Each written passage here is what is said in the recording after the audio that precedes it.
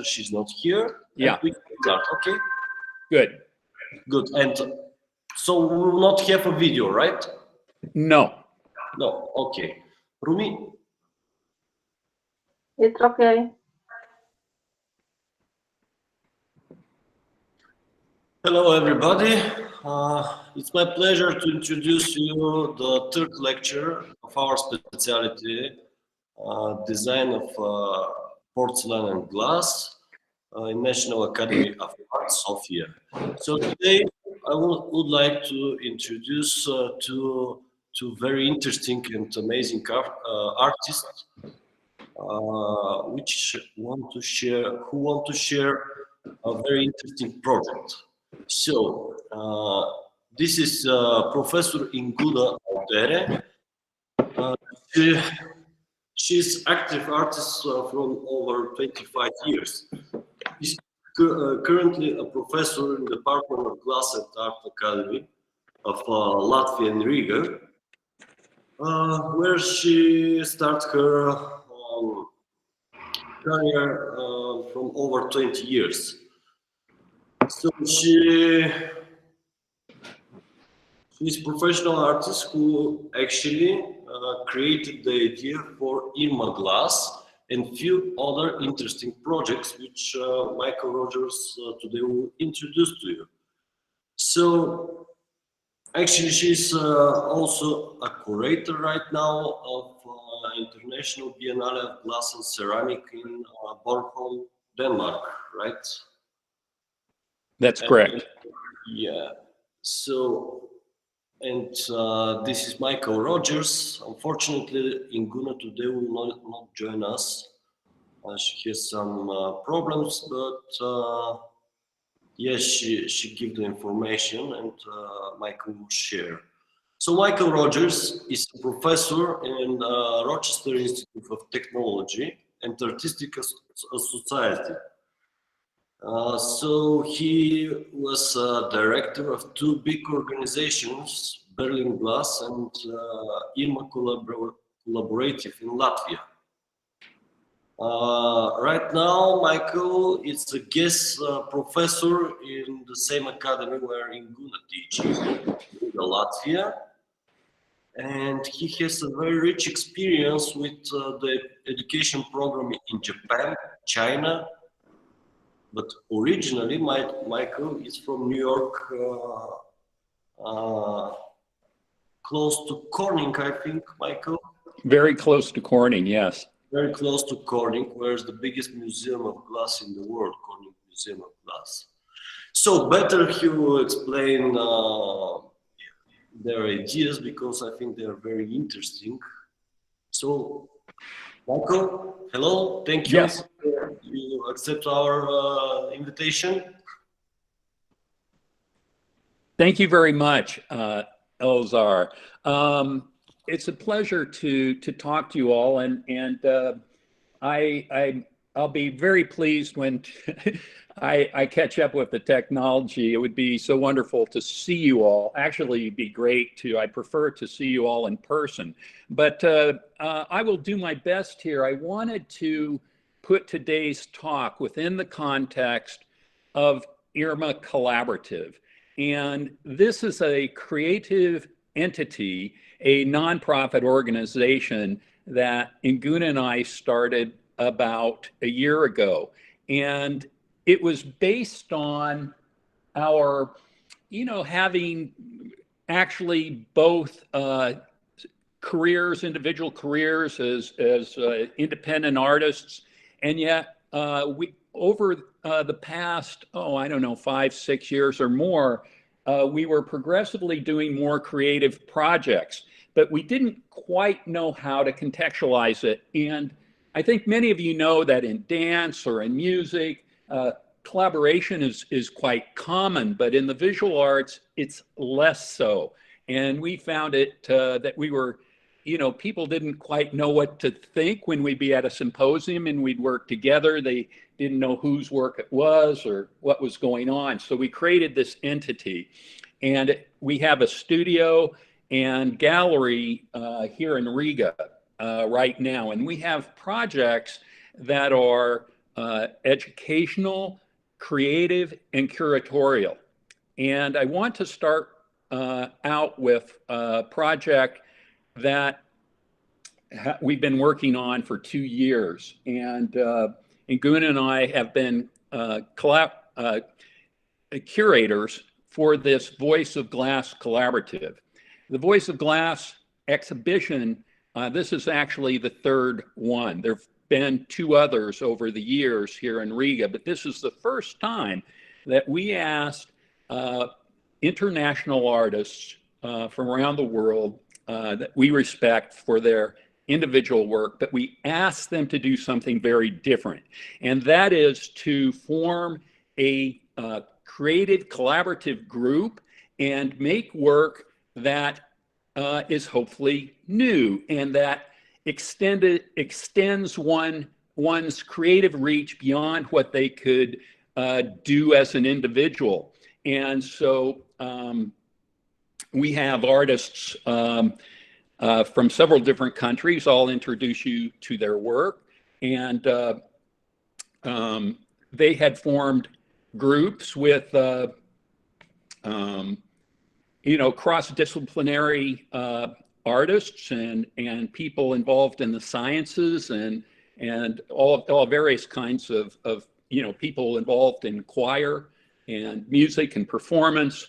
And this is held right now at Regis Birza. And hold on one second, I'm just going to grab my notes.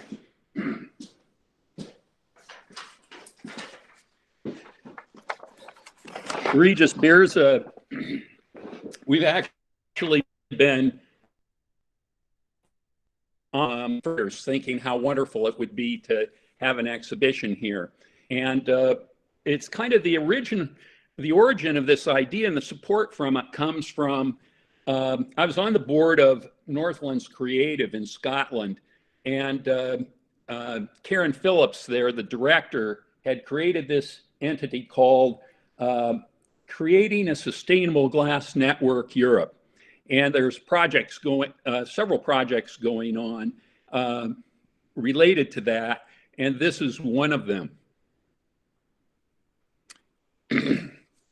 And so this is the sign for the exhibition. I'm sure many of you have COVID pandemic related stories. This happens to be the absolute longest installation I've ever been involved in. Usually it'd be a week, there'd be an opening, the show would be up, it'd be up for a month or 2, and then that's it. And we're now going on week 5, and actually tomorrow, we'll have a virtual opening, which is just for the participants. And the restrictions now are extended till April 6th, so we're not really sure, when it will open.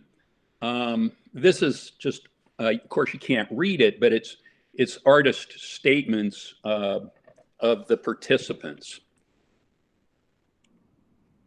Here you see, as you walk into the exhibition, you'll see the work of Anjali Srinivasan, who is from India, and she's actually teaching in Boston right now.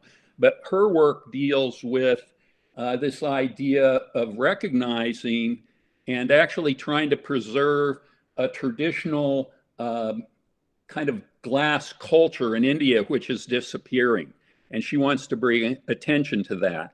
And they have an industry of making glass bangles. And she worked with these creators of these bangles in India to create kind of unique pieces that then she arranges in this kind of topographical kind of, map-like almost situation. And here you can see some of these objects which are upraised by pins off the surface of the table so that shadow also plays into what's going on.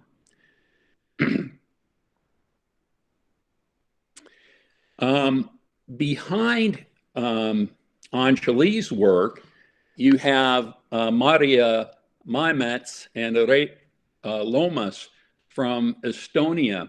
And it's a video, which is we want to share with you. And perhaps we can send that to you, Elazar, later, and then you can share with everybody. But what's unique about this work, it happens to be the first exhibition, actually a first for both Inguna and I went to see the exhibition, and then we realized it was underwater. So we got on scuba gear and we went underwater and saw the exhibition, which is kind of it is definitely a first for us as curators and artists. And they're free divers, so they weren't using oxygen. Of course, we had oxygen tanks when we went down to see what was going on here. It's in a site in Estonia that actually was a site of an old prison, which then became kind of flooded out, a very unusual site. And it's now a kind of adventure center where people go to swim and to have fun.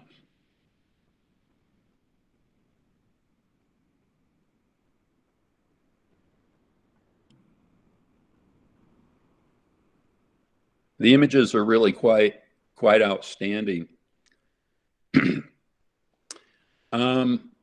Here we have Linda, I'm sorry, one second, Anna Norberg's work. And Anna is from Sweden, the island of Gotland, and she has worked with several entities, their historical societies, on a project which is about Latvian soldiers who were detained in Gotland right after, during World War II. And there's a lot more to this story that we hope to find out later. Ideally, all these artists would be here now, and we were to have a symposium, but that's not going to happen. If anybody has any questions as I go through, because I just will kind of keep talking, but if you have any questions, just feel free to interrupt and to shoot it out there. One of the things that I don't know if all of you are familiar with, but with this exhibition, which is quite different than from any exhibition I've ever participated in, only except in Latvia, is that in this case, in this museum, they work with what they call a scenographer. And this is a person who actually arranges the work, who considers all the work and positions it in the gallery space, in the museum space, to try to make a kind of unique and cohesive whole.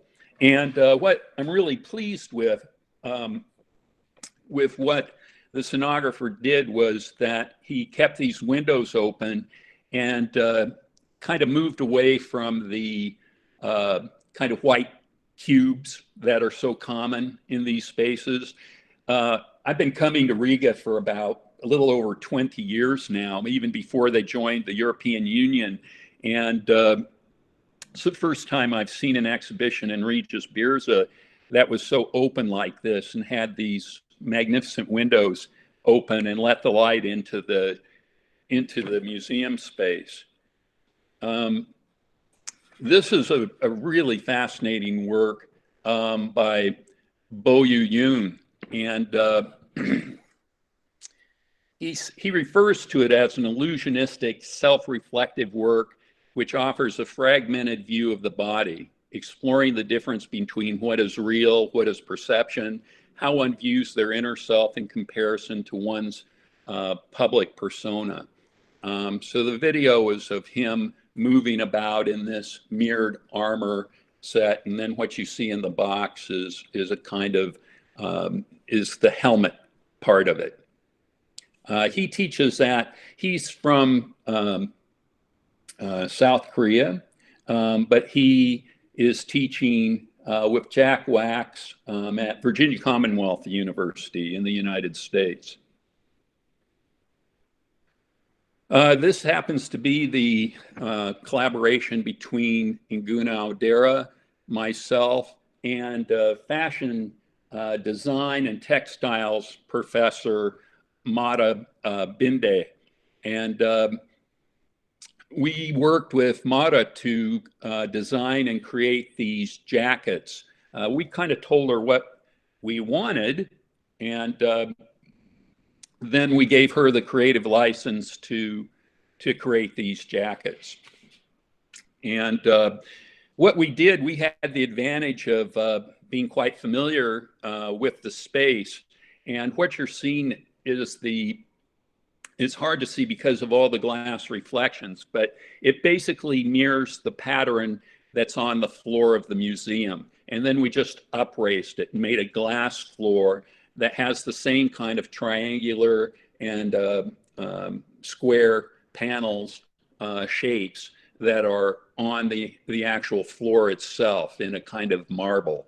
And the jackets have these balls of yarn or thread.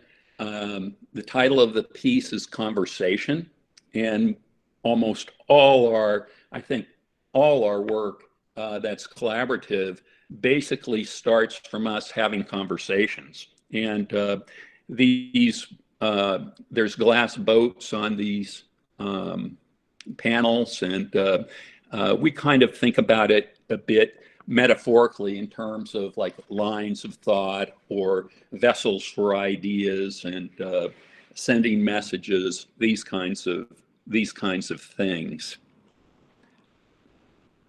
A detail.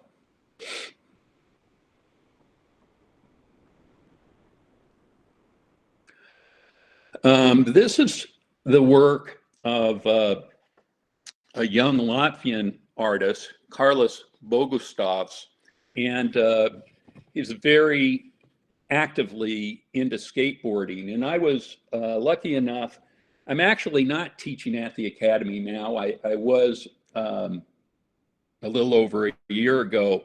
And I'm not teaching at RIT anymore either. I retired. But I am involved with Alfred University and still with RIT, of course, and will help the Academy anytime they like, but I'm more of a free agent now. I did have the benefit of working with Carlos, and his graduation project at the university was to create glass kind of skateboard environments for the urban environment outside of museums here in Riga. And he got very, very close, but ultimately, it was a bit of a hard sell. But it was fascinating, his documentation of his proposals that he had to make to these public entities, and very conservative, I think, in many ways. And what you have here is a very thick glass slab that the skateboarders managed to beat up pretty well.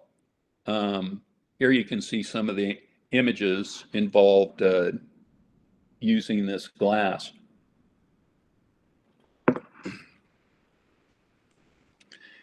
This is the work of another young Latvian artist called Anna Vernase, and she had actually worked with a person who's working with refugees, and she's had this idea about people's social bubbles, and ideally she would have liked for people to be able to interact and to put their heads inside these glass bubbles, and there's things written inside them, and you could view through them. But it was something quite difficult to arrange with the museum. So we basically implied that activity. Okay, This is the work of Soja Zhang, who is a colleague. He's a professor, now retired, but professor in Beijing.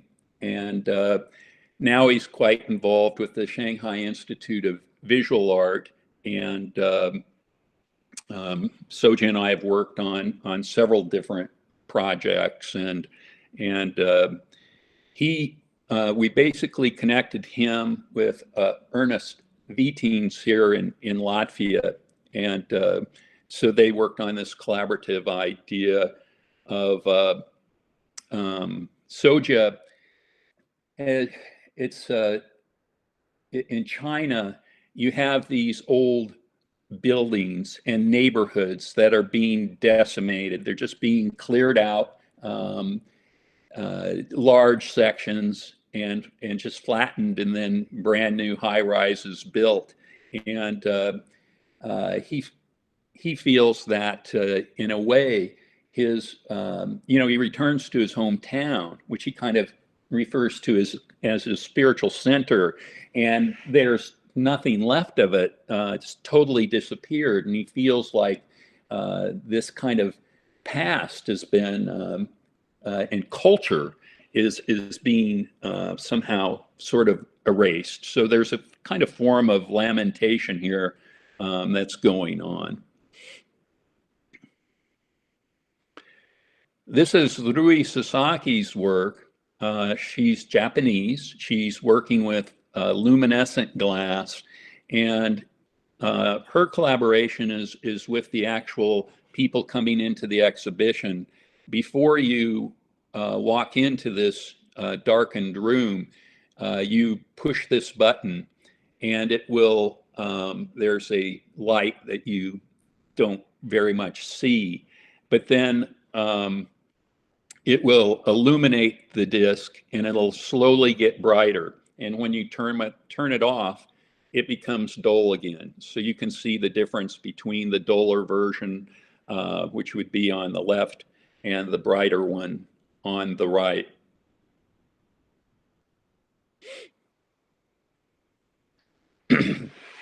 This is Jin Hongo's group. And Jin Hongo, God, I've known for,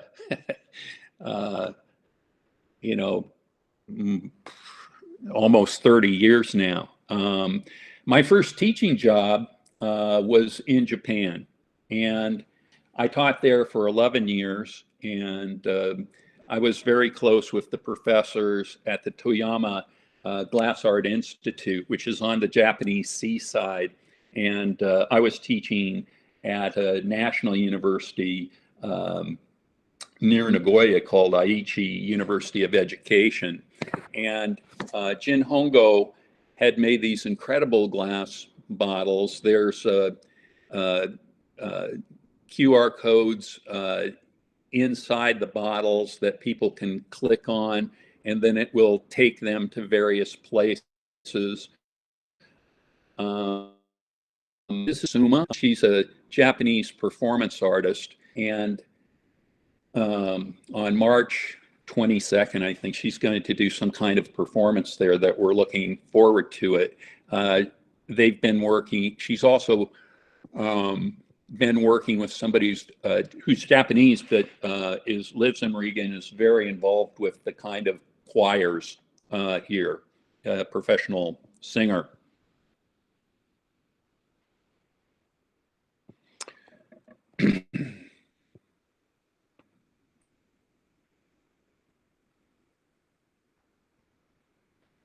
That's Tom Suma.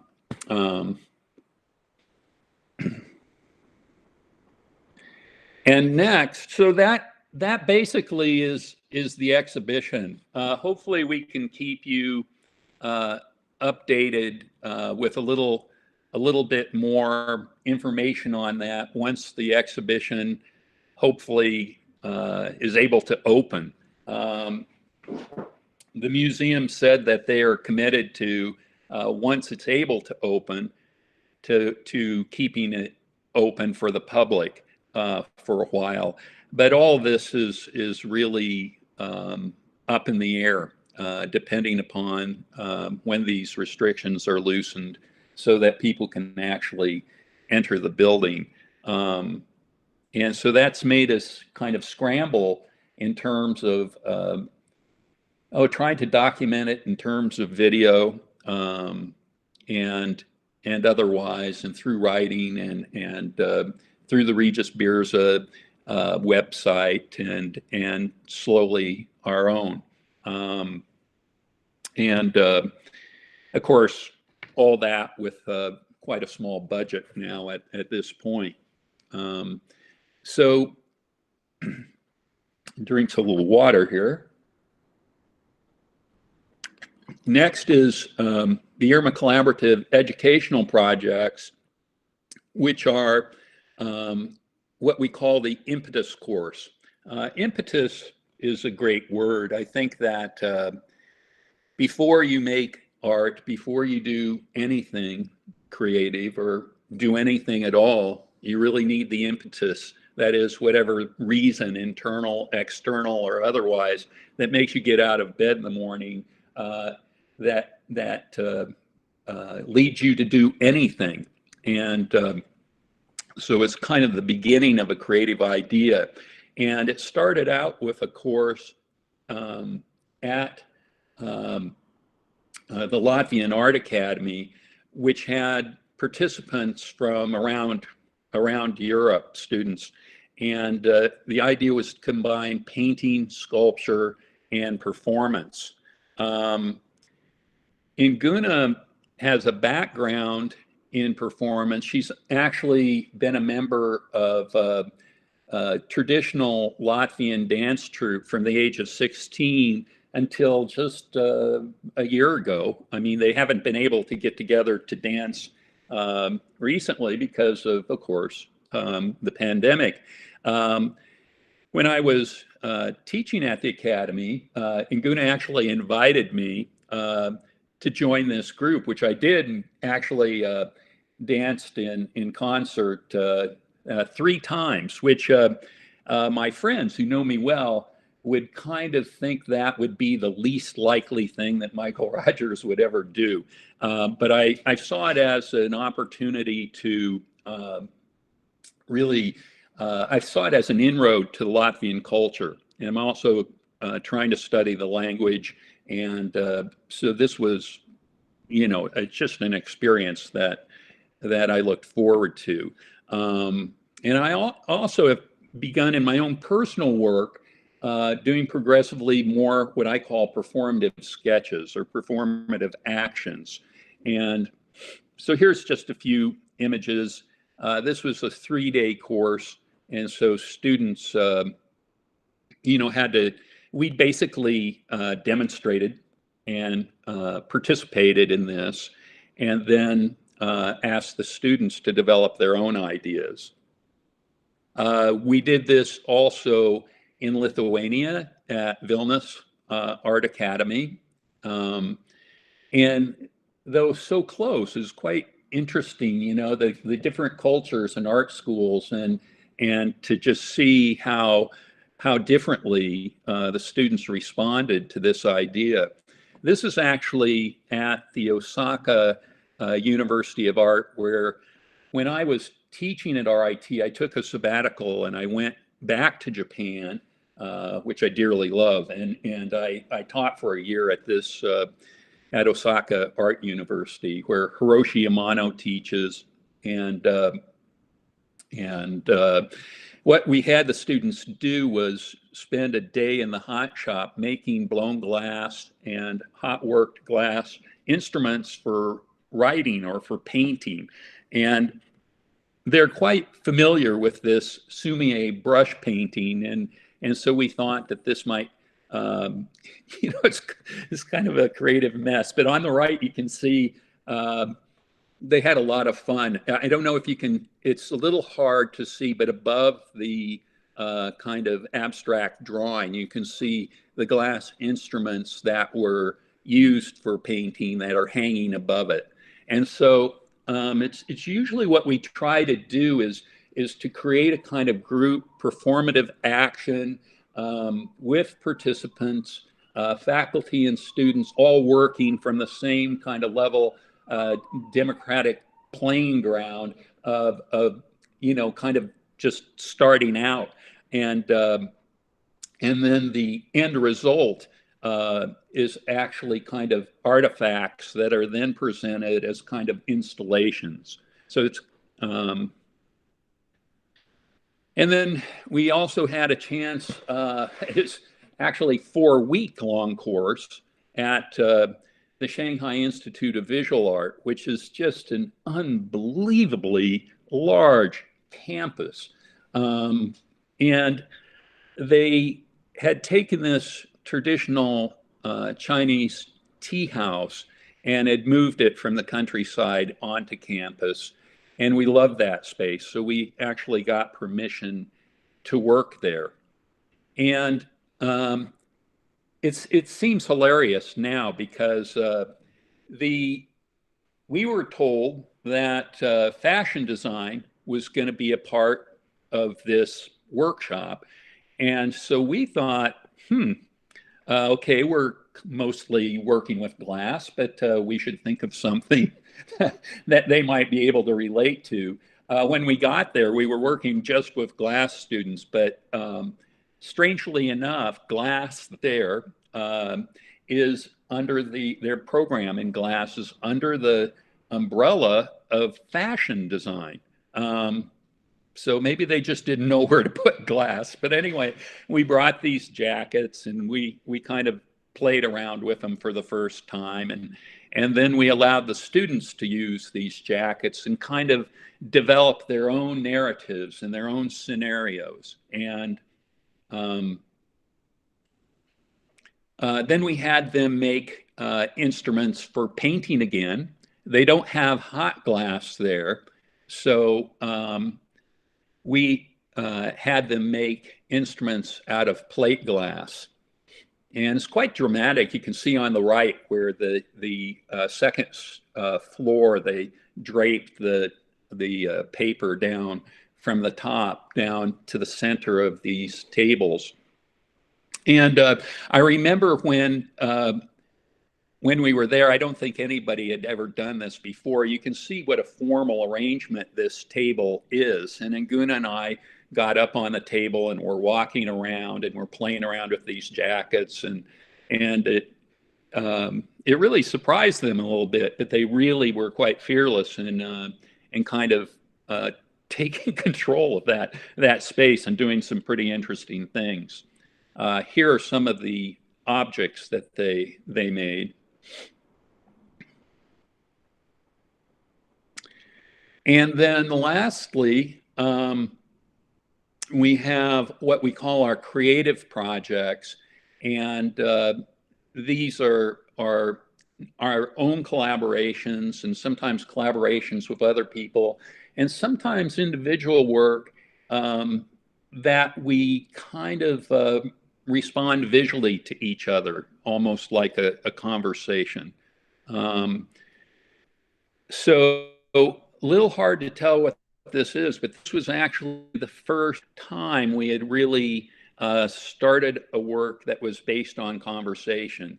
And what you're seeing is this black part is a black circular piece of plate glass that we put on a round table.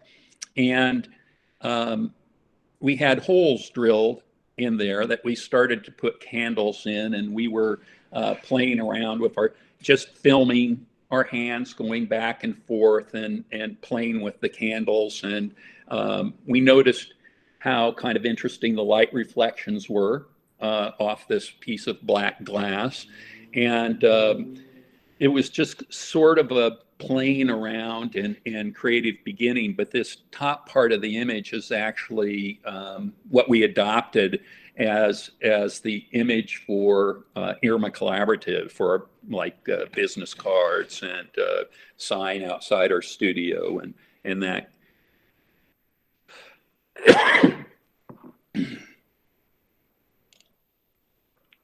Here we had time outside of class to just play around on campus in different environments. And what Inguna is holding is two curved pieces of glass that are glued together. You have a hole in the bottom, and you have one small hole on the side that you cover with your finger. So it's a water lens. And as you release the finger on the small hole on the side, the water level will, of course, decrease as the water leaks out of the lens. And then we were asked to organize a performative group, which we involved some of the students from Shiva and the professor Jin Ling, who's in charge of the glass program there at Shiva. And we did this activity out in the middle of a kind of bamboo forest out in the countryside where they had a kind of artistic event.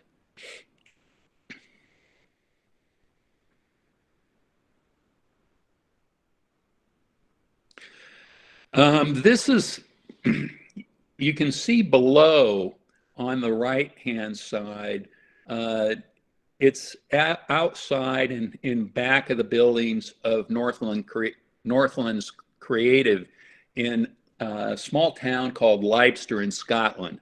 It's about as far northeast in Scotland as you can go before hitting the Orkney Islands. And so in the background of these hanging pieces is the North Sea. And we worked with fiberglass cloth, which was dipped in wax, and these fused glass in the upper right, these fused glass words were sewn into the cloth.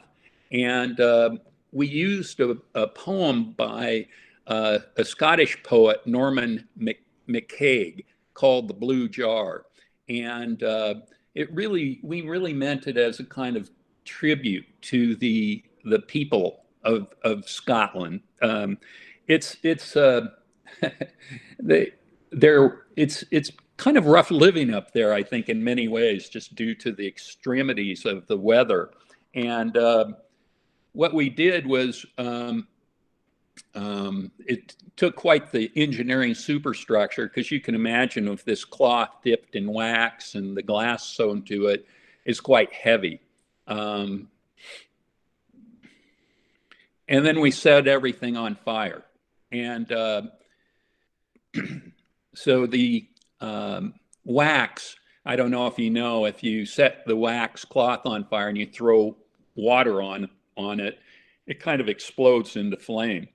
And then what you see on the right is kind of the after effect of that performance.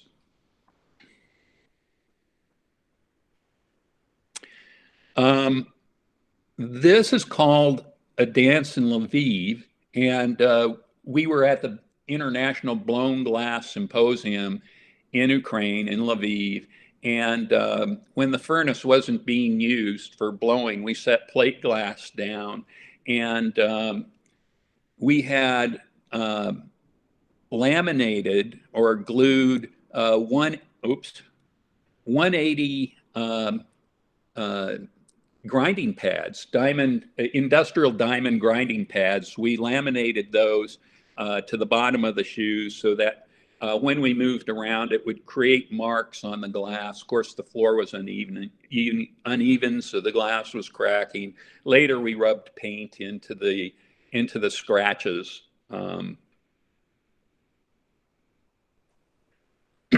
This project was actually predates all the other ones, but this is called Abandoned House, and it was a project with Inguna, myself, Kazushi Nakata, who was he's Japanese but based in Helsinki. He taught at Aalto University in their glass program for years, and I think has since moved on, but is still in Helsinki. And this is in Ruiena, which is an old town outside of Riga. Kazushi was the first artist who gave us a lecture. Yeah, he's a introduced already. He's a very good friend, and yeah, we've known each other for a long time, and I know he's we've collaborated with him on other projects as well. Inguna had, and you can see the kind of relationship between previous works and some of the other things we've done, but Inguna worked with kind of extending this line like you would hanging clothes from the house out into the outward space.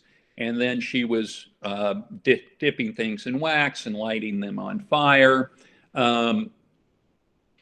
I had, ever since I had read Bachelard's Poetics of Space, I'd wanted to engrave the windows of an abandoned house.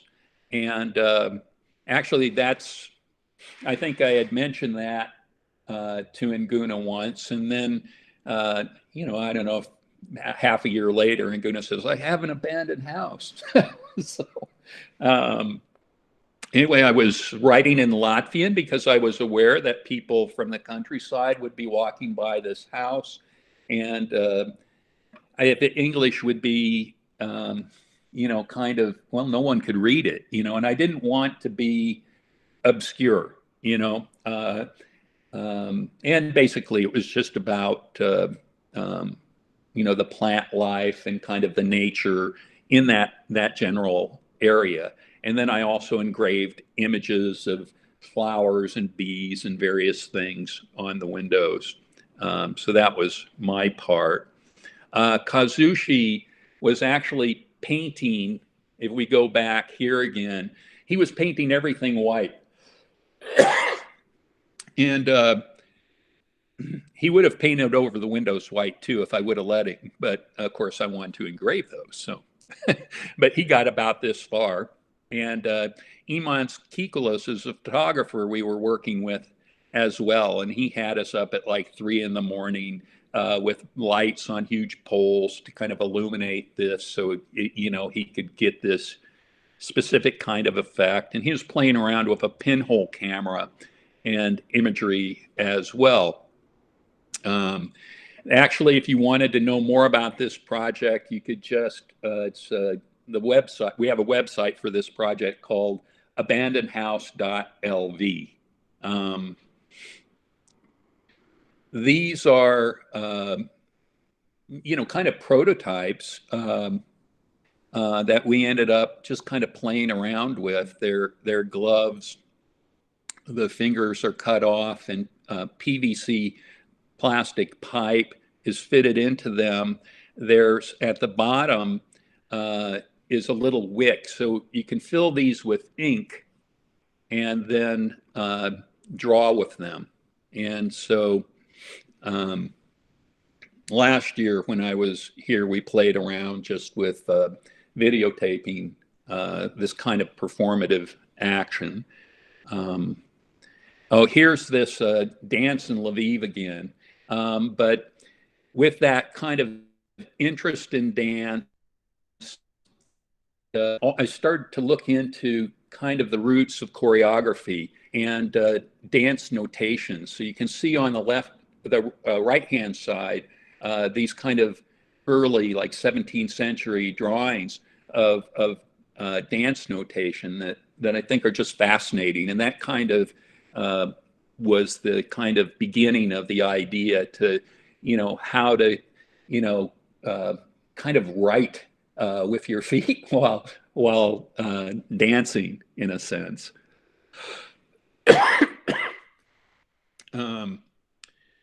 This is an ongoing project. It hasn't resulted in any finished work yet. We have a printing press in the gallery here where we use vitriography. It was developed by Harvey Littleton, who's kind of considered the founder of American studio glass, and at the University of Wisconsin. And so it's much like an intaglio press. Instead of using copper plate, you can use glass to print with. The idea here was to kind of try to transcend national borders. The idea is to cut these countries up and make like a new country out of them. These are all countries that we have visited and have done work in. And so, you know, there's this idea of kind of wanting to, I mean, I think I particularly feel this because as a U.S. citizen, for, you know, years, I could only come to the Schengen area for 3 months. Then I have to leave for 3 months. And it really cramps my style. And now I found out last year that Latvia and the United States has an agreement for 3 months, but then the Schengen area in the United States has an agreement for another 3 months. But I can only come to Latvia. I can't leave Latvia. If I leave Latvia, then I have to leave in 3 months.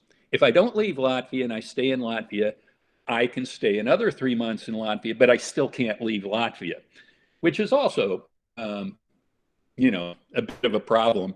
So I don't know. I think for artists, you know, we want to extend borders oftentimes, you know, and we, you know, have these, I suppose, ideas about freedom, which may transcend at times national borders, no matter how proud we might be of them.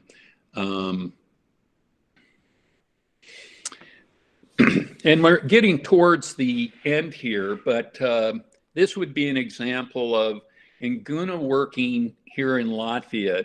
And we just decided that we could continue a kind of collaborative project, but doing our own work. We thought we would use red rope. That was kind of, you know, a material that we decided we would work with. And also these kind of fiberglass, small fiberglass boats that we had made. So Inguna's grandchildren are somehow conscripted into performing here as their granddaughter on the left and grandson on the right. And she's working at the Baltic Sea and in the forests near the Baltic Sea, where her and her family have a summer house. And I was working in my backyard, which is also a forest, upstate New York. I say I'm from New York, and people usually think of New York City, but I'm actually, Rochester is quite close to Canada. And it's geographically has a lot of lakes and streams and waterfalls and forests, and it's quite a stunningly beautiful area.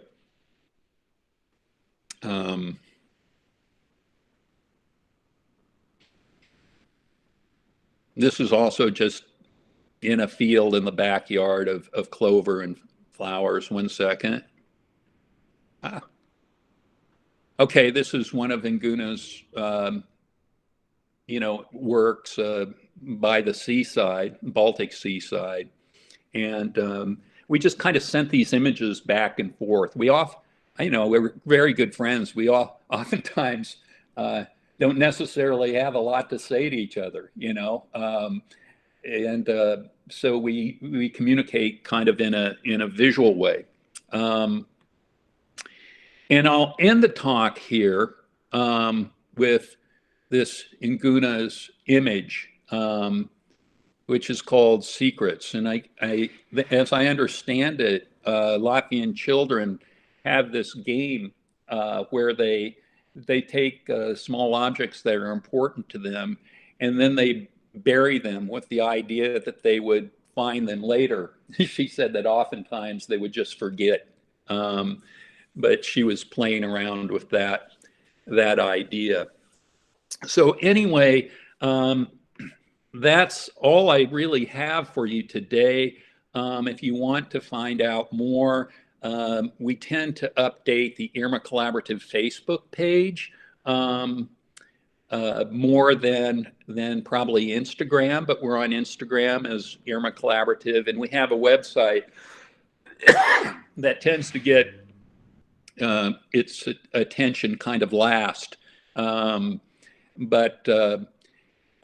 Basically, if you Google Inguna's name, or if you Google my name, you're going to see all kinds of work that we've done in the past. I mean, I've been working with glass for like 40 some years now. So, there's working with blown glass and cast glass, and I think as I've gotten a bit older, I've shifting my attention away from making so many big objects, because I've never really, and this is something Inguna and I share, we've never really pursued the market so much, and I think wanting to be more free in order to pursue more kind of broad variety of ideas and approaches to creative work. So I'll just leave you with that. And if there's any questions, I'd be happy to entertain them.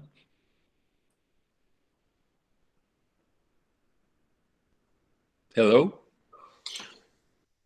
The American studio glass movement is created 50 years ago, and you're working 40 plus years, right? You're part of the American glass studio movement. Yeah, I suppose I would be kind of second generation. My professor, Bill Carlson, at the University of Illinois, he created the glass program in the sculpture facility. And so my background, and it affected my work a lot, I went to graduate school in sculpture. And a glass studio was developed, and glass was taught as a sculptural medium, not really a kind of applied arts or craft approach. And so, I mean, I think it happens to many of us. You work with lots of different materials, and then you walk into a glass studio and your mind is blown by, what a versatile material glass is, and what a magical kind of material it is. And its association with light, I think, is what draws so many people's attention. There's almost a kind of spiritual quality to the translucency that emits from the center of thicker pieces of glass, or the phenomena you associate with it, the reflective qualities, it can be opaque, it can be translucent, transparent.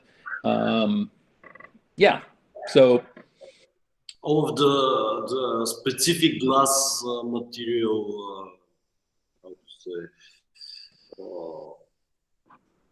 possibilities.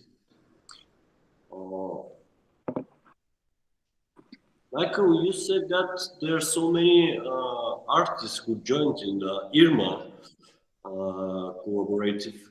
So do you have idea how many different medias, artists working different medias joined to the IRMA Collaborative?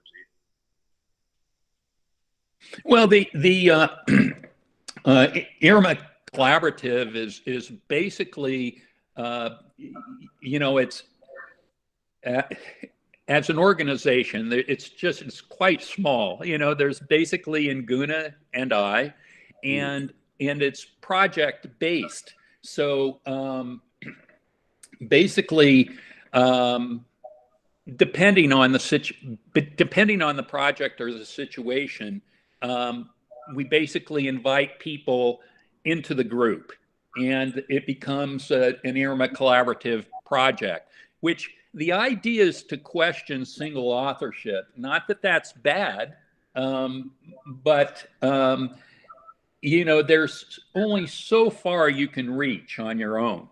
And then, if you read a book or you listen to great music or you have a great conversation or you start to, kind of bounce ideas off of other people and work together, you find that you can extend your creative territory and cover more kind of conceptual ground. And this is something that I think we're interested in. Of course, it's quite a delicate and difficult thing to do, because to truly collaborate, you have to, I call it, it's almost like playing in the sandbox when you're a kid, or you get together with a bunch of other kids when you're a young child and you decide you're going to build a fort. It's not like you start out going that morning or 2 days ahead and with a plan. You just like start throwing. I remember when I was a kid, I had piano lessons. Piano was by the window, and my friend would throw rocks at the window and entice me to come out. And, then we didn't have an idea. Of course, we didn't want to be bored, so we had to create things to do. And I think that what that really requires is that you relinquish a bit of ego there. And you have to have a genuine curiosity about others in the group. And I find that still collaboration is something that's not very well understood. And a lot of times in glass, I think there's facilitation. You have how many people at a bench working on a work, but it's one person's idea. The other people are actually facilitating it. But then there's times when these same groups get together and you start to share ideas, and work develops on its own as the result of several people's creative input. Then it becomes collaboration. So I believe that for the glass artists, it's not so difficult to collaborate together because this is the specific of the material, right?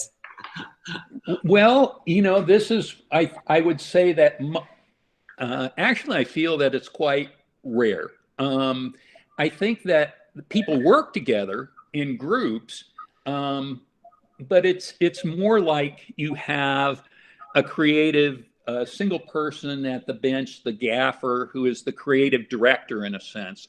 And then the other people in the group are facilitating for that person, bringing bits, shielding, doing all different kinds of things. But definitely the production of glass works at the furnace anyway does have people having to rely on each other in a way that's not so common in the visual arts.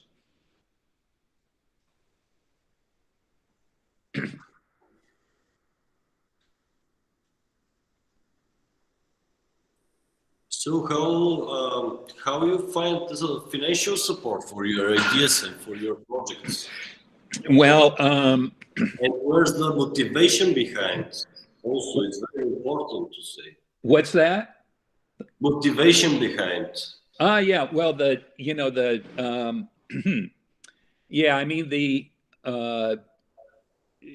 finances for the projects. Sometimes, it comes from here and there. Sometimes grants. Inguna has been able to get some kind of small grants and help from, for example, the abandoned house. There was an old manor that this couple were renovating, and this person was also in charge of kind of culture in the area, cultural events in the area. And so we could get a little support there. But a lot of times we're just kind of doing this stuff on the fly and as cheaply as possible. With, for example, at the universities when we go, when we went to Japan, the Osaka, paid for our travel and, put us up and paid us a stipend. And that also happened in China. When we went to Vilnius, they really don't have a lot like the Academy here. There's not so much budget for anything like that. So we just got in the car and drove there and did it, and so it takes, 3 days out of your life. I would say that at this point, throughout my career, I started out, when I had my own private studio south of Chicago, I worked in the steel mills as a welder. So, I always worked. And then, when my first teaching job was in Japan, so I had a salary there. And, I've been fortunate, to be able to, work in universities. And so, I could have a salary that could support some of these things. Also exhibiting, selling works on occasion. I think that unfortunately there's not one answer to this. It's certainly difficult, I think, for people who are just graduating from universities. Somehow you have to figure out a way to survive, and yet also not give up on the creative work. And I think that,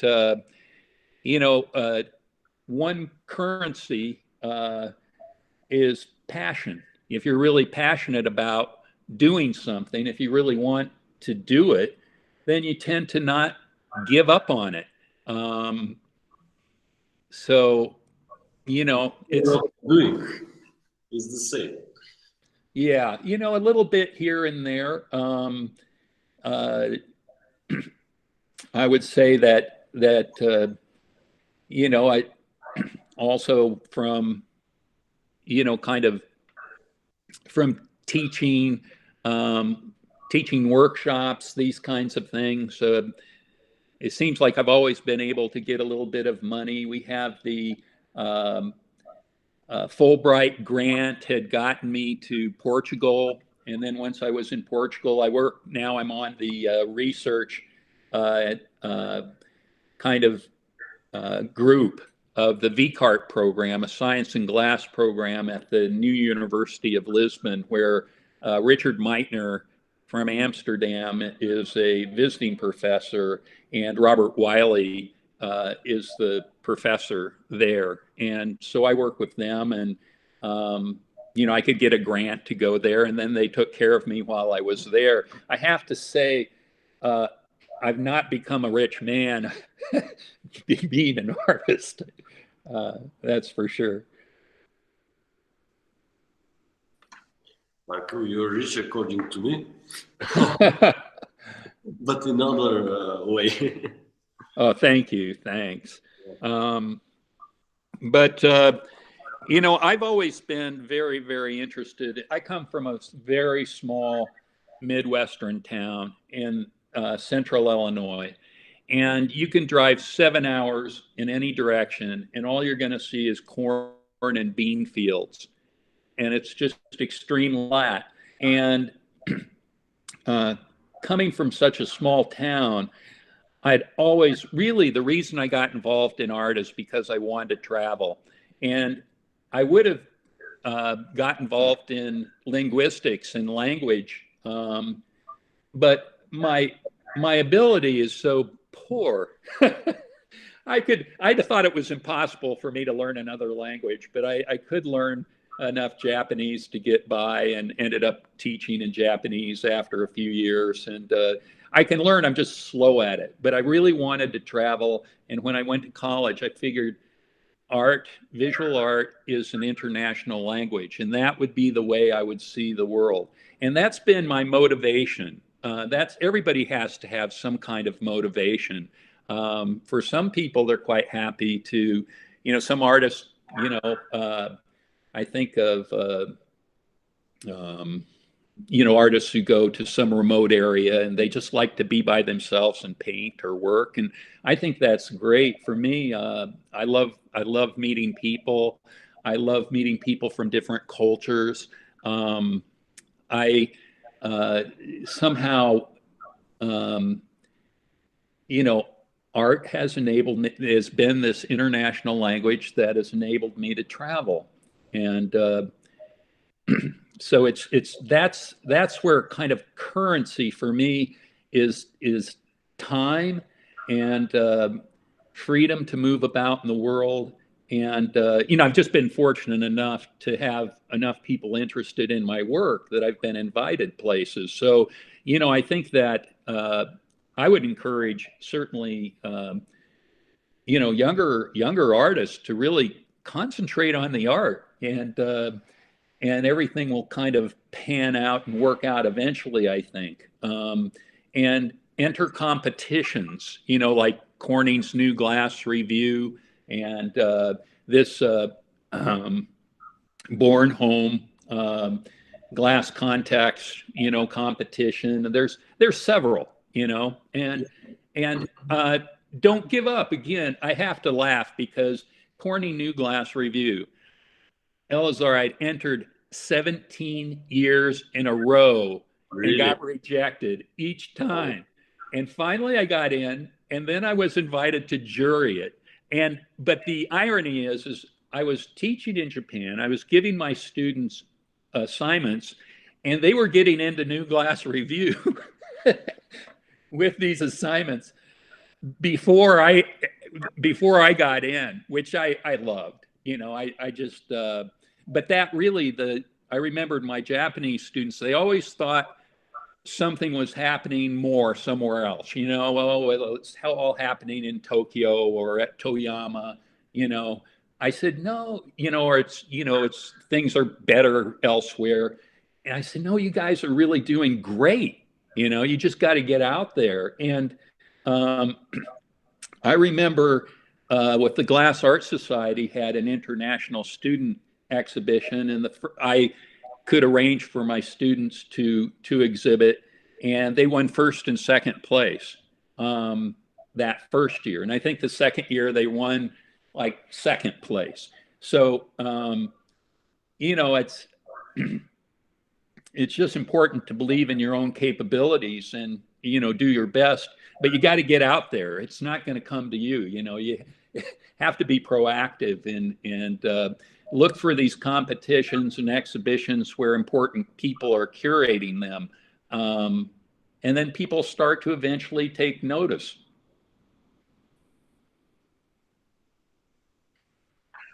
So I applied for New Glass Review about 5 times, and I shouldn't stop.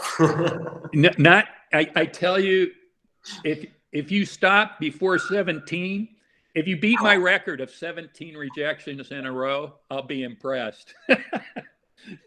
But here's the situation. Every year the jurors change. And, so it's important to enter every year. Also, your work, it still gets entered in the archives, whether you're accepted or not. I'm doing some doctoral studies work now, and I'm wanting to write about international glass and its movement away from applied art into the kind of post-war contemporary art kind of situation. And when I was in the United States, I went to Corning, and I went through every one of the New Glass Review journals. And then my next step will be to go back and look at the archives of all the work that didn't get accepted. And it's fascinating you really get a feel for how work has changed, over the years. And I know that for the longest time in the United States anyway, the predominant focus in education was on objects.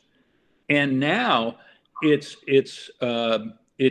definitely changed. And the focus now is on process, on material and process. And installation and performance is the kind of work that you're seeing coming out of,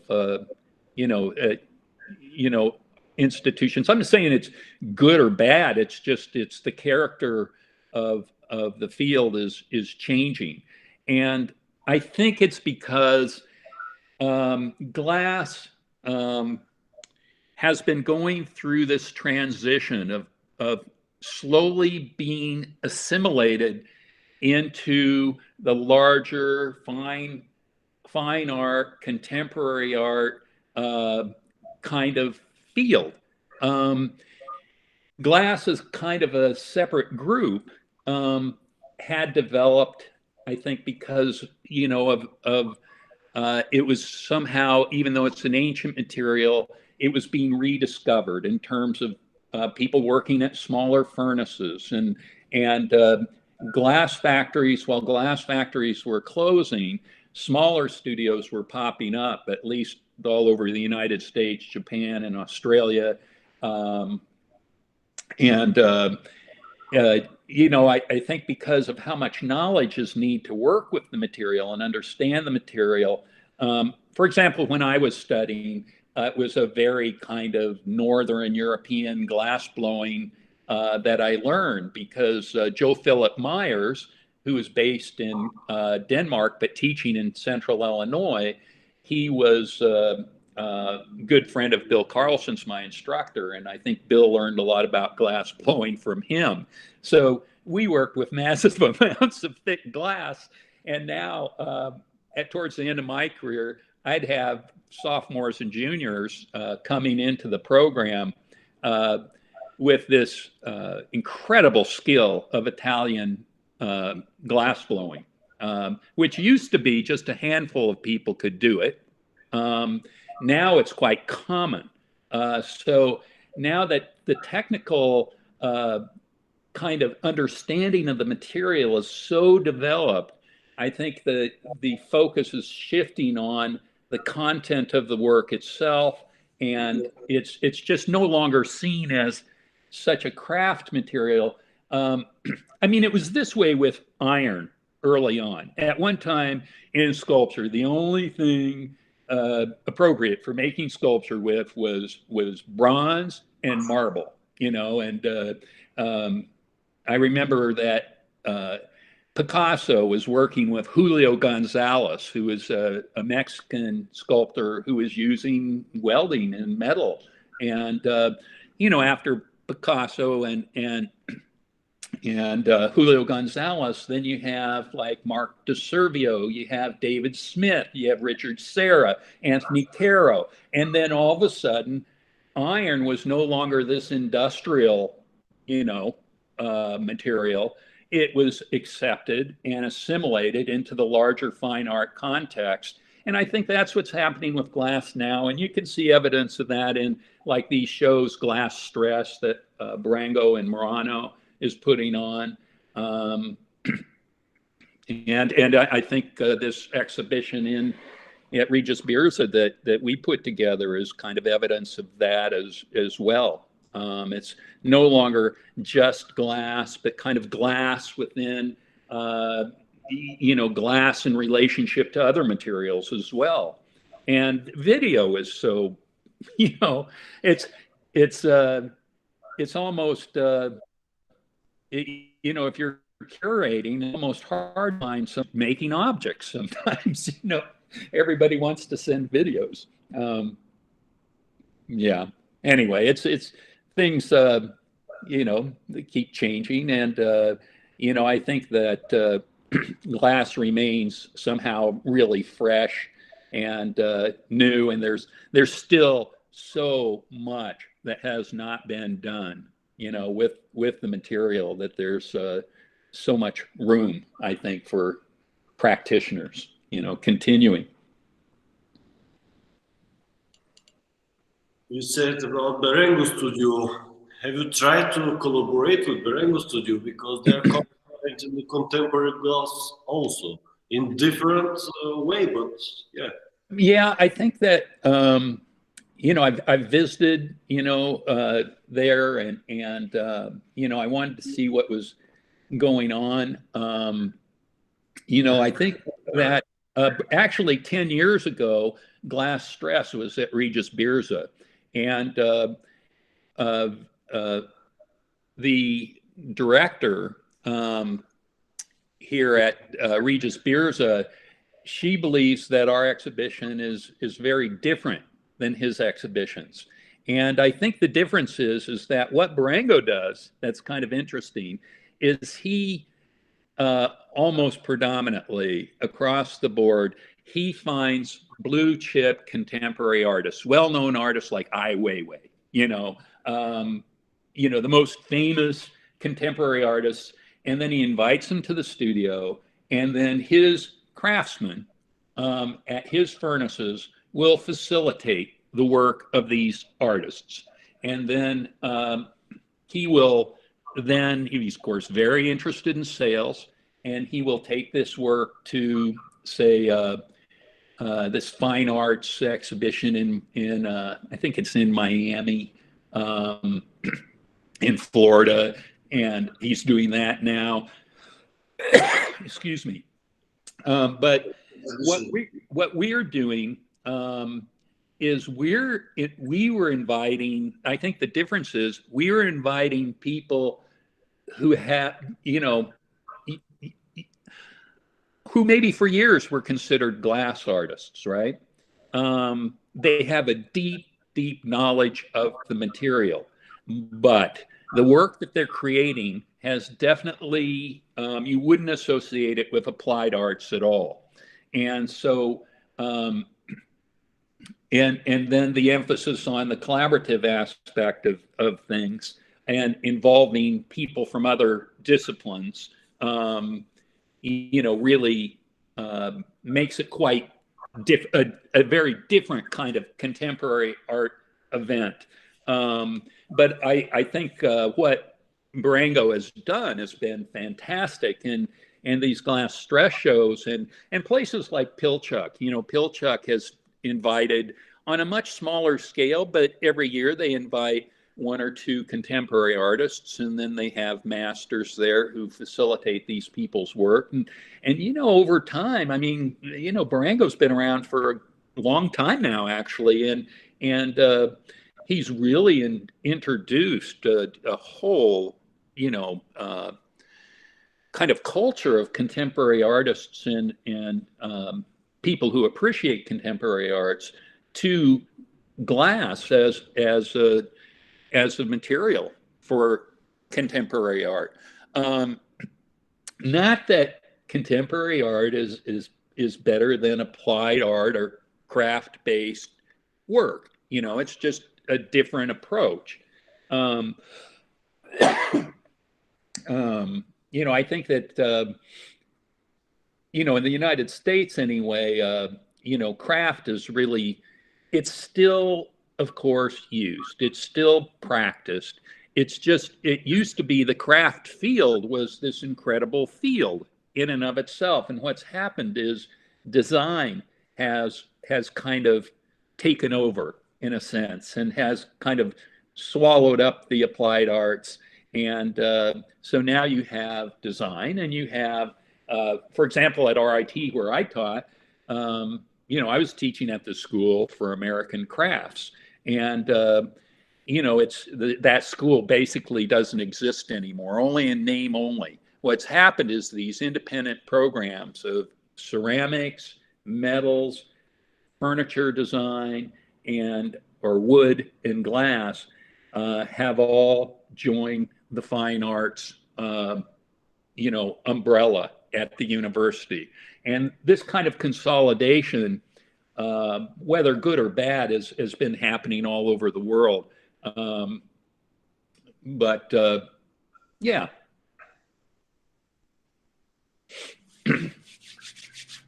What else? So maybe some of the students have also questions, because I believe that if we keep talking, there will appear more questions from me to you. So let's ask the students, maybe they have some questions also. Sure. Yeah.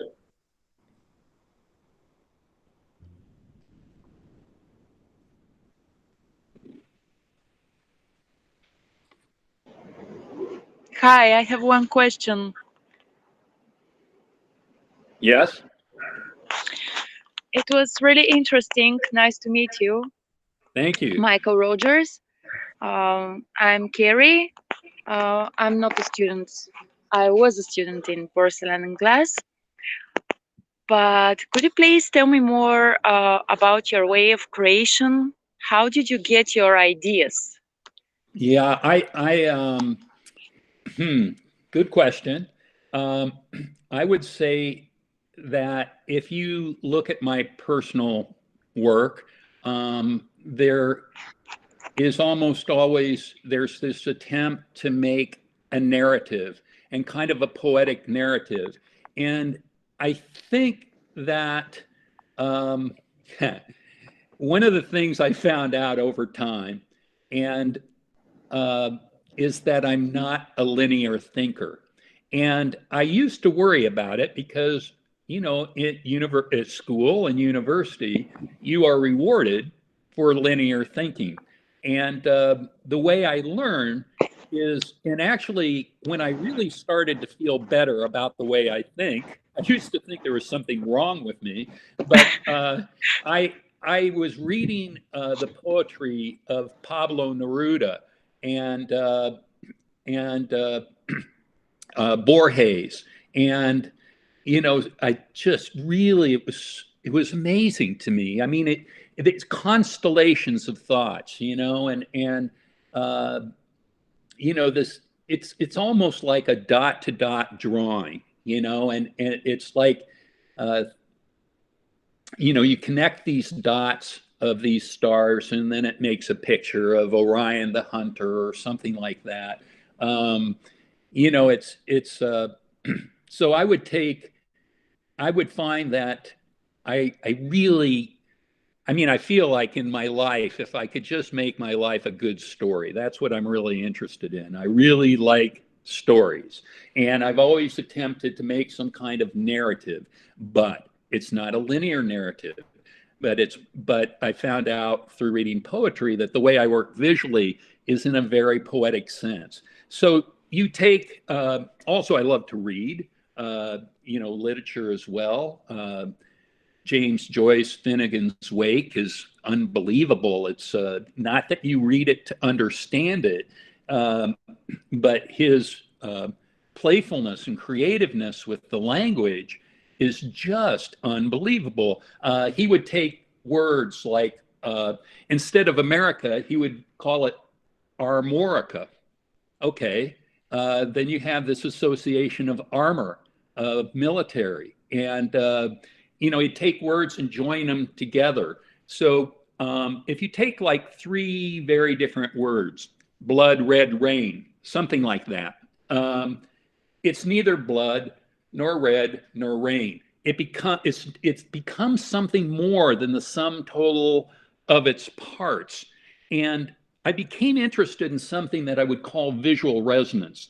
It's like in Japan, they have these big gongs or bells at temples, and you'd ring it, and then you'd walk away, and that reverberation of the sound would follow you for some time.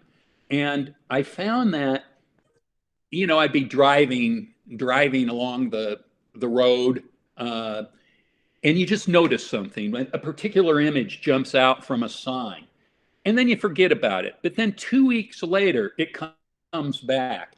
So I started paying attention to these things that then came back. And then I started to realize that my brain or my head as a container, even though I started to think that all these different ideas that are in my head are not so unrelated after all. So I started to really attempt to connect them as, you know, perhaps nonsensical or incoherent as that might be. But I started to find that there were connections between these things, things I would see, things I would read and notice. And I always felt like I'm absolutely horrible. I can't get out of a library. I can't get out of a junk store. Antique stores, I'm horrible. Old things, I always felt speak to me. like, you know, I think everybody feels that some way. You look at an object and, you know, it's almost like it's talking to you. And objects have associations like words. It's not infinite, their associations. It's like you look at a hammer, it has certain ideas or associations that are that are connected to it. You know, it's not infinite. So I would try to look for these kind of iconic objects and images and put them together like a rebus. If you don't know what that is, look it up. It's R-E-B-U-S, but it's a kind of language using images. And I don't know how to explain it, but a rebus. So like taking, if you send, have workshops where I give students this assignment. Like you give everybody $5 and you send them all into a antique store or an old junk store, and you say, get 5 objects. They're all going to come out with different objects, you know, and that says something about them. I had done several workshops where I had everybody, I always like to communicate with the participants weeks in advance. And I would said, okay, you got to go out, you got to get a small suitcase. It's got to be a really unique suitcase. And then I want you to put everything in there that you need, metaphorically, actual or otherwise, to create art. Put things that are significant to you. You know, like I still have to this day a little dried up, beautiful seahorse. I hold it in my hand. I still look at it. I remember when I was a kid, and it's just still in my studio. And I, you know, it's somehow there's something about that. And so is this making sense to you, what I'm saying? Yes, it's really interesting. And about the magical realism, I don't know, it's in Bulgarian. I have read some of these things, and it's also connected in a part with the surrealistic ideas, with the objects. Mm-hmm. So it's really, really nice. Thank you very much. Yeah, you're welcome. Yeah, thanks also to Alizar for inviting me in this great lecture. It's my pleasure, Karin. Michael, you have a question which is sent from my students who can't join right now, but she texts me her question. Yeah. It's to you. You have been to so many places working with glass. Which place is your favorite and why?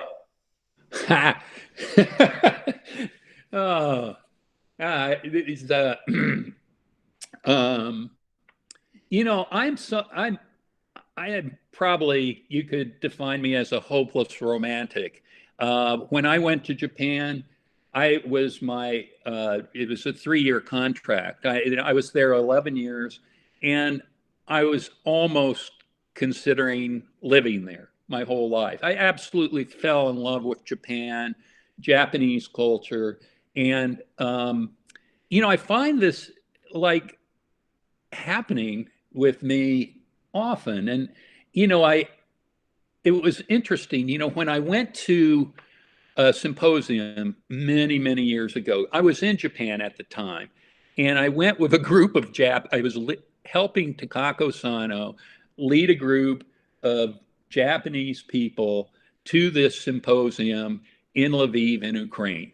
And we met in the Carpathian Mountains, and it was just like wild, you know, and you know, I was fortunate enough at these symposiums to meet people from the Baltic region and become friends with them. And so I have had friends visit me in the United States from Latvia. And also I keep coming back. You know, I'm not interested in being a tourist. I have such a hard time being a tourist. It's like my older brother, he's kind of successful businessman, and he invite me to this kind of kind of fancy resort in Mexico, and you go there and you basically drink and you put your feet up on the beach. And not that that's horrible, but give me a day of that, 2 days of that, and I'm just tortured. I just, I like to work. I like culture. I like to be somewhere different. I like to learn something new. I have to say, there's something about Latvia and something about the Baltic region that I find really fascinating. And I think it's the same thing. One of the same things I liked about Japan was, in Japan, this Shinto aspect is very strong. And Shinto is, we wouldn't call it a religion, more like a philosophy. It's an approach and a reverence for nature. And I find people here also have this kind of reverence for nature. And that really appeals to me because, yeah. And I think also one of the things that I felt as well is because of the people I met from Latvia, like Inguna remembers the Soviet rule of things and how things were. And I felt that people here had a kind of special appreciation for freedom because, they didn't always feel that way. And so that also impressed me somehow. So, yeah. I definitely love Japan, and I definitely, like Latvia. So I guess those are kind of favorites in a way, but I've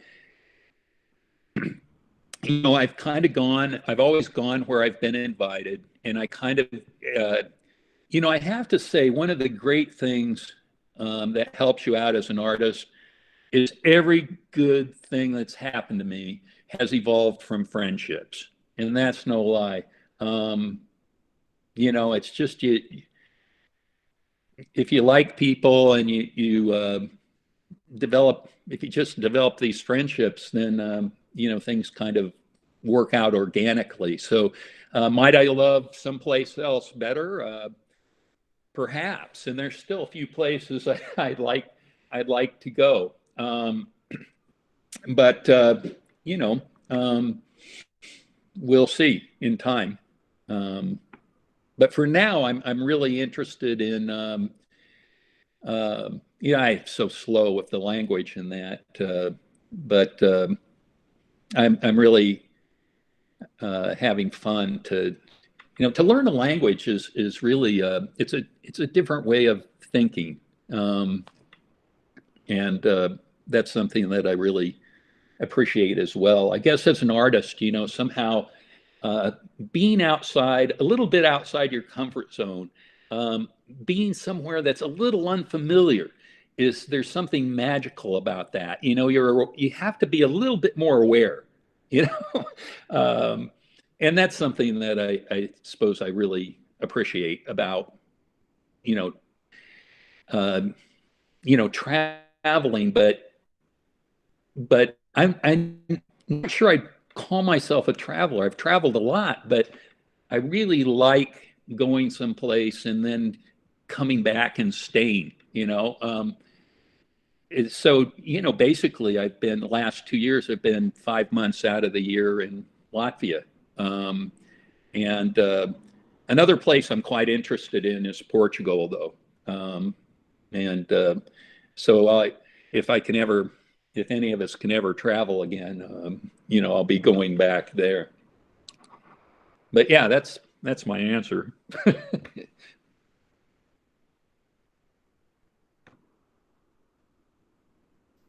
I hope next favorite place a few will be Bulgaria, Sofia.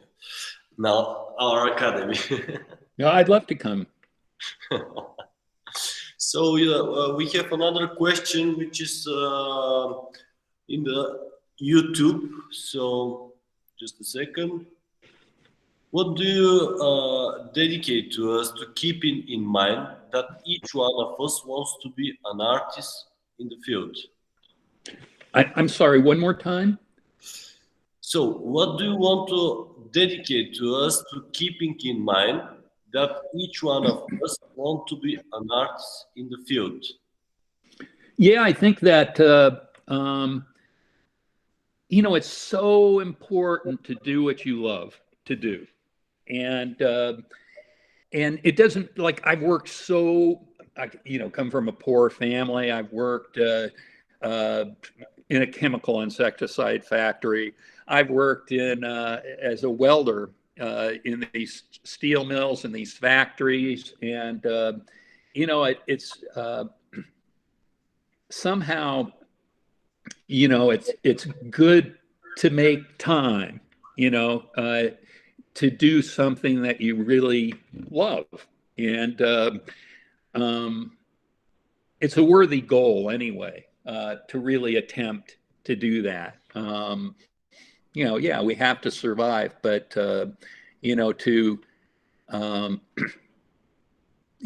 sometimes you just have to, if you really want to do something, you just have to work longer, harder.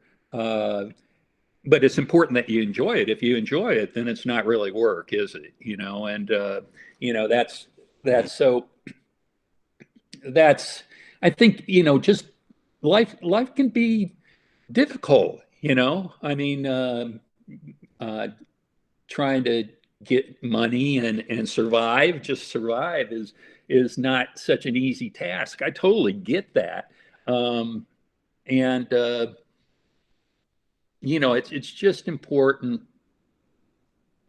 if you really love it, to not give up, because circumstances change. And you never, like, I have to tell you, if somebody would have told me even 2 months before I was offered this job in Japan, that within a few months that I'd be living and working in Japan, I would have told them they were crazy. It's totally beyond my comprehension, outside of my imagination. You just don't know what's going to happen. That makes it worth sticking around to find out, and keeping your head in the game, so to speak. I don't know, too long an answer. I wish I had a simple answer, but I think, it's really good to do what you love and believe in your own capabilities, and don't pay too much attention to rejection. That's I don't know, as artists, I think to really make the best way to make bad art is to try to make really good art, and if you want to make really good art, the best way to make really good art is to make a lot of it, and then study and develop critical analysis and ability to be your own critic, but also the ability to analyze work of others and to understand art history and understand your place in that. And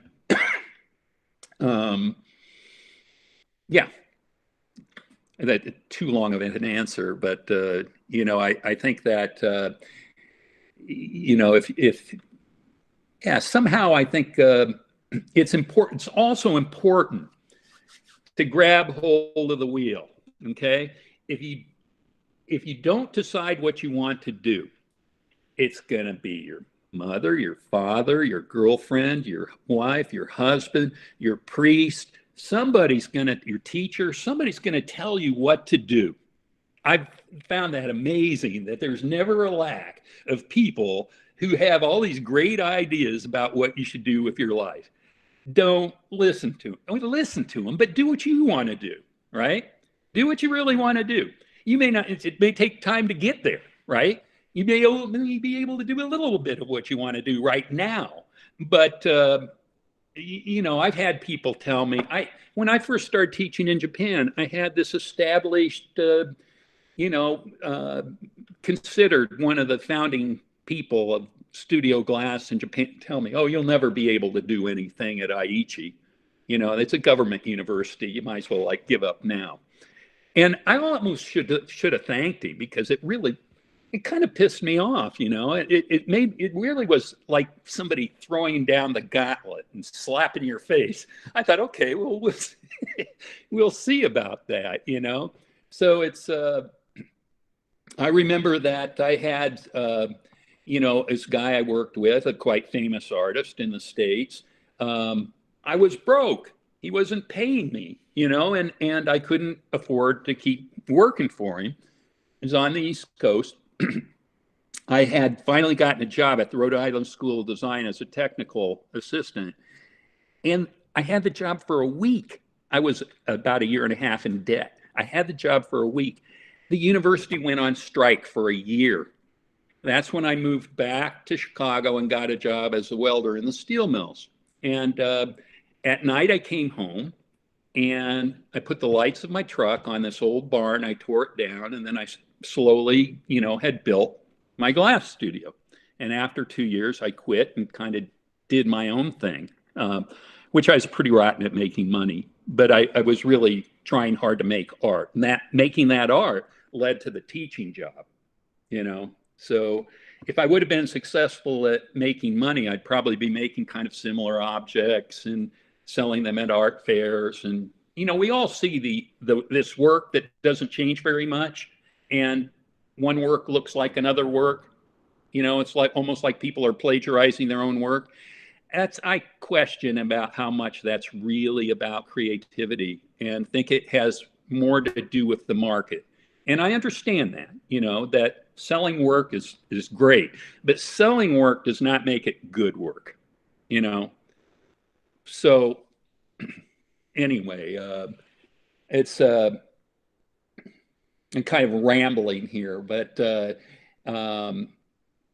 it's just, I remember this guy telling me once I started working in the steel mills, he goes, okay, that's it. You started another job. You're never going to be able to do anything in this career, as an artist. And, you just, you either believe that stuff or you start hustling.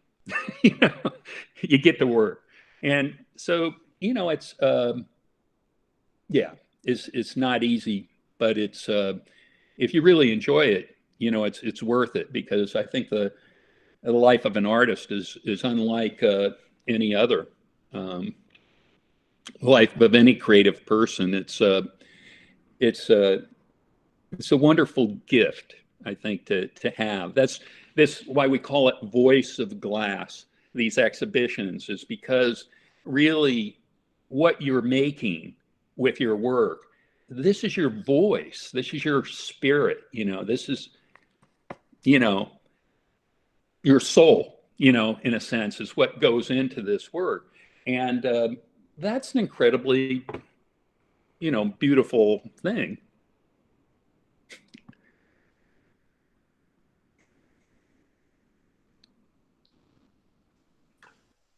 I want to say thank you for these words, which the answer of the question really motivated. Thank you very much. I have another question, if that's possible. Sorry to keep you on if you're finished now. I don't know. Please. I have the question. You said, in relation to those languages, your language is your art. Do you perceive that there are different languages in art, and do you ever have communication issues between these in relation to those countries you've been to? I think that, visual art, I think one of the reasons I like it, is that I think we're all hardwired in different ways. Like some people are kind of predisposed towards dance or towards music. Some people are polymorphs, you know, they can do several things really well. Visual language picks up where other languages leave off. You can only describe something so well with words. I really believe this. And then it falls apart. And that's why visual arts exist.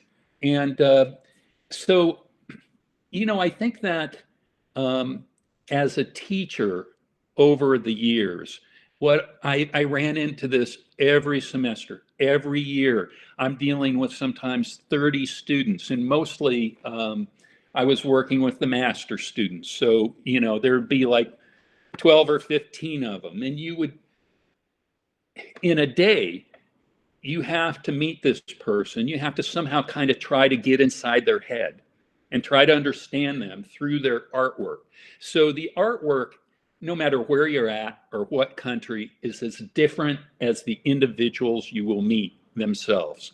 And so it takes time and effort to really understand. So yeah, do I have issues?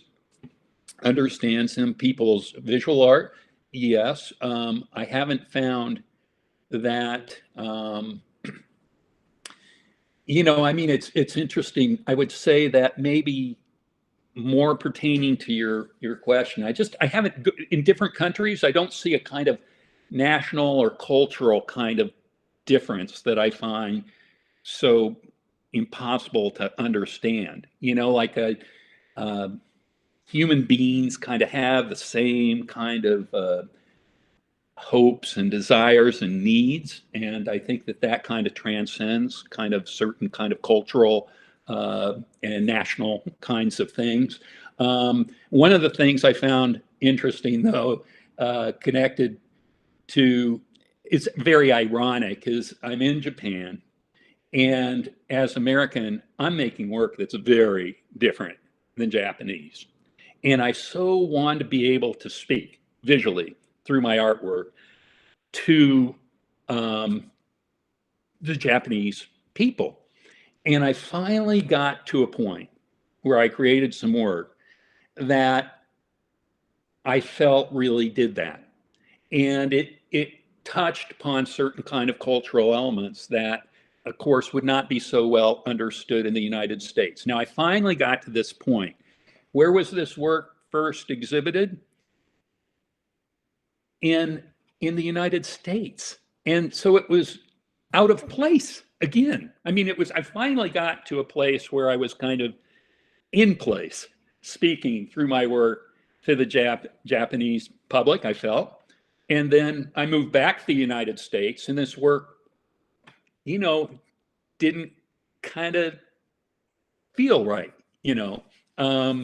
So there are differences. I mean, and there are cultural differences, but they're understandable. It's just that, you know, one of the things I found out by living in Japan was I saw people who'd go there and they really tried so hard to be Japanese. And I think I did that too, in a way. You know, sitting zazen meditation for 3 days, 17 hours a day, up in the mountains, you know, that kind of thing. And trying to understand Zen and Buddhism and because it permeates their arts. And it does make it different than certainly art in the United States, which has so many cultural influences. You know, so yeah. I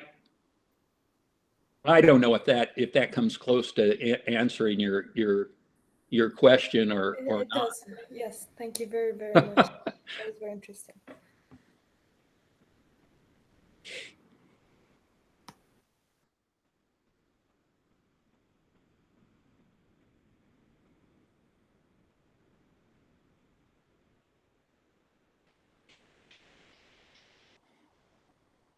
What do you think, Elazar? Any more questions or? I'm not sure. Do we have more questions? Because it became a good discussion, I think. Well, if anybody has some questions later on, if they want to, write them to me, you're welcome. It may take me some time to get to them, but I would try my best. The last slide image had my email on it, and so yeah, I'd be happy to entertain any other questions. And if you like, I think that can still send that video, at least you, Elazar, of of the underwater part, of the exhibition. And then if people are I would, it's it's a shame that traveling's so difficult now, but I do believe things will change. These vaccines are getting out, and I think within about a year, hopefully things will get much more back to normal. And because honestly, I really I love hearing your voices. I'd love to there's just no substitute. I'm actually glad that I'm not having to teach virtually, through Zoom meetings, because this personal contact is so important. So hang in there, everybody. Things will get better, and I hope to. I've never been to your country and city before, and I'd love to visit sometime. And also, if you're ever Elzar, if you're ever in the States, I have a little cabin on a lake, just a half an hour drive from Corning. I take you out fishing. I'd love to go back. I would go back really, and also in Riga, because I was 6 years ago in Riga. Amazing city with maybe this is a city with so many museums. Maybe there are hundreds. I'm not sure how many. So we have a few words in the YouTube for you, Michael, from Rada Tsavaceva. Thank you so much for your lecture, which you share with us. And another, it's from Anna Petrova. Fantastic lecture. Aw, Michael. super. Well, yeah. Break. Okay. Great. Thanks for inviting me. Yeah, and thank you everybody for listening, for your attention. Okay. Thank you very much. Hope to meet you sometime. Ciao. Send my greetings to. Yeah, too late.